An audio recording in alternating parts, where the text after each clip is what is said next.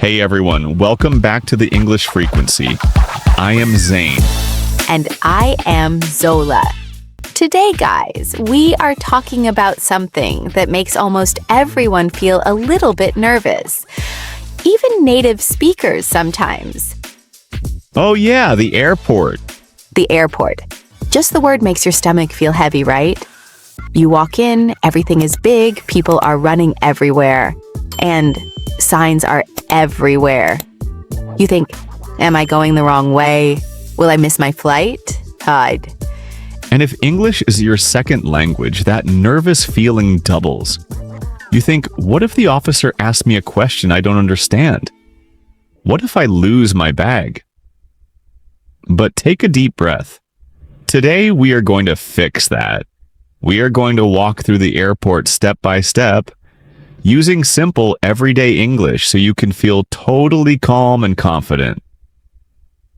That is right. No difficult grammar rules today. Just real words you actually need. So let us start right at the beginning. You just arrived at the airport in a taxi or a bus. You get out, you look up at the huge building, and what do you see? You see big glass doors and signs that say departures and arrivals. This is the first trap for beginners. Zola, tell us the difference quickly. It is simple.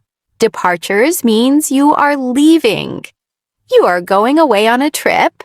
Arrivals means people are coming in. Their plane is landing, and they are coming out to meet family. So, since you are catching a flight, you want to follow the signs for departures. Departures? Exactly.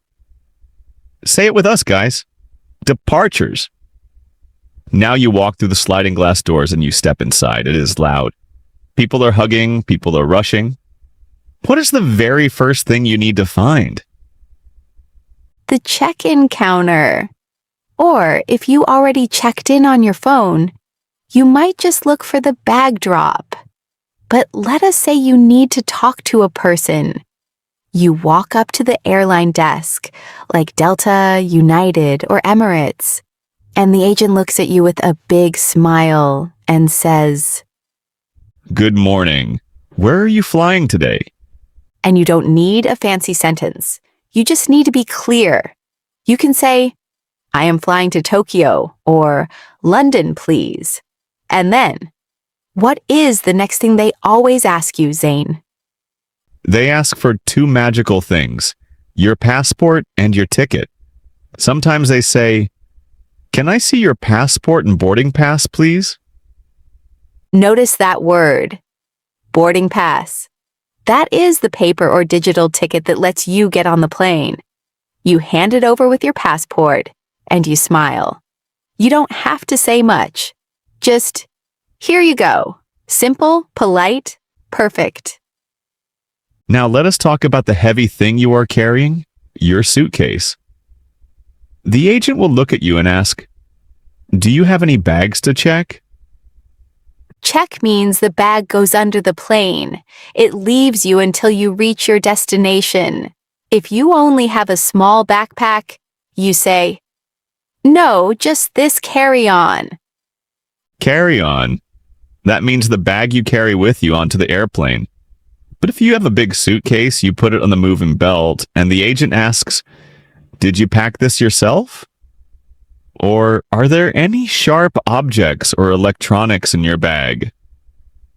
And you just listen for keywords like laptop, battery, or liquids. If your laptop is in there, you say, Yes, my laptop is inside. Don't panic. They just want to keep everyone safe. Once your big bag disappears down the belt, the agent hands you your boarding pass back and says something very important. Listen closely. Your gate is B12. Boarding starts at 3:15 p.m. Write that down or take a photo of it.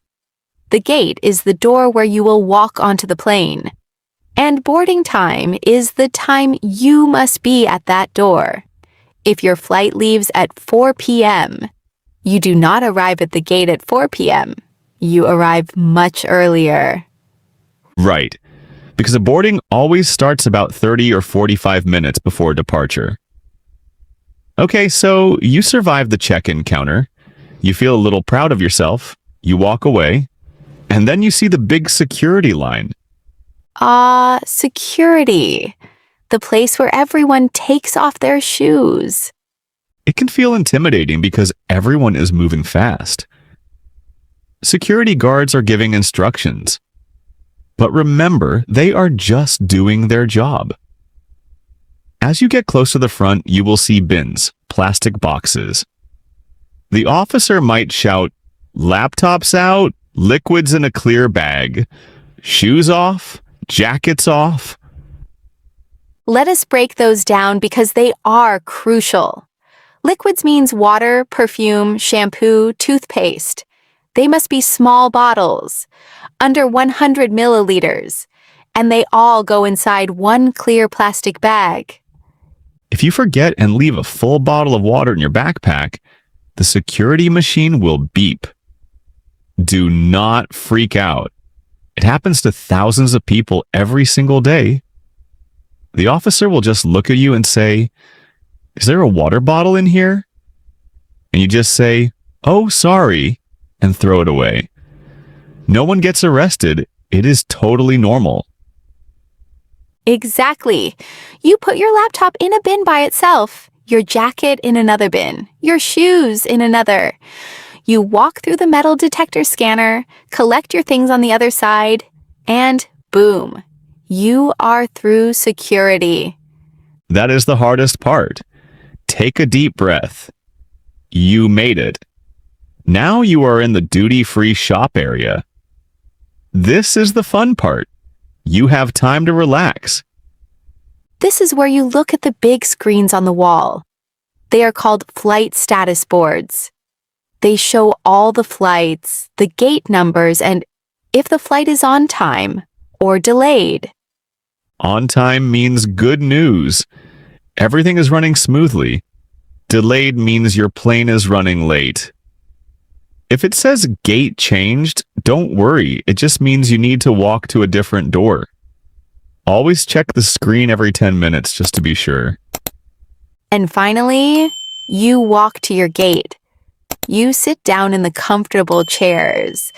You might want to buy a coffee or a snack. How do you do that in English without feeling stressed? Keep it simple. Walk up to the cafe counter and use the magic sentence, "Can I have a black coffee, please?" Or point at a sandwich and say, "This one, please." You don't need perfect grammar to buy a sandwich. Just a smile and a please will win over anyone in the world. I love that.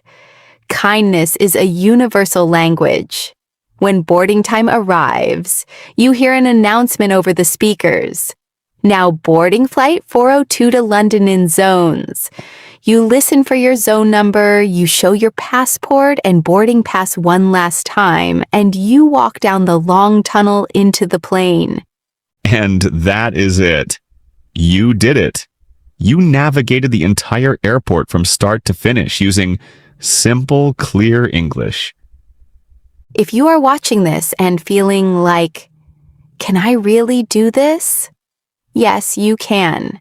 Every native speaker was once a beginner at something. Take it one step at a time. If this video helped you feel a little bit more confident for your next trip, hit that like button right now and make sure to subscribe to the English Frequency so you never miss a lesson that makes English feel easy and natural. We believe in you. Safe travels, practice your phrases, and we will see you in the next video. Bye-bye. See you guys.